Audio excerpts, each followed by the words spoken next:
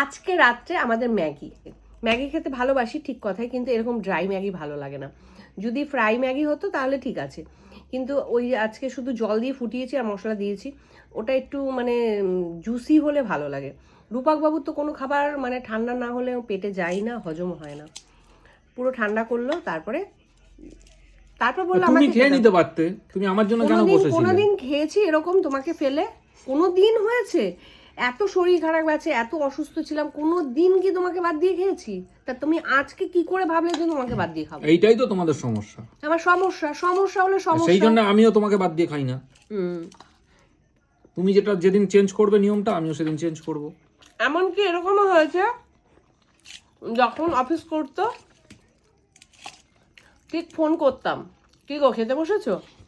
যদি বলে হ্যাঁ বসেছি, তখন একসাথে গল্প করতে করতে খেতাম। এরম দিনও গেছে যদি বলে না 15 মিনিট বাদে খাবো, ওই 15 মিনিট ধরে বসেছিলাম। হ্যাঁ, এবার কোনো দিন ধরো পার্লারে যদি প্রেশার থাকতো, কিছু করার ছিল না, তখন নিয়ে খেয়ে নিয়েছি।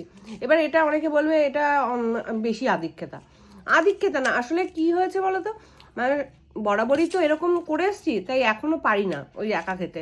আর একা খেতে ভালোও লাগে না আমার, একদম ভালো লাগে না। খাওয়া দাওয়া এমনিতেই অ্যালার্জি, তারপরে একা যদি কেউ খেতে বলে, সে যত ভালো জিনিসই হোক না কেন, সে পেটে ঢুকবে না আমার, মানে এরকমই ব্যাপারটা। সেই কারণে আর কথা বাড়াবো না, বলতে থাকলে বলতেই থাকবো, আমার তো হ্যাবিট আছে জানোই। তা খাওয়া দাওয়াটা এখানে শেষ করি, আর ভিডিওটাও এখানে শেষ করি। দেখা হচ্ছে কালকে সকাল থেকে। সবাইকে জানাই গুড নাইট, টাটা।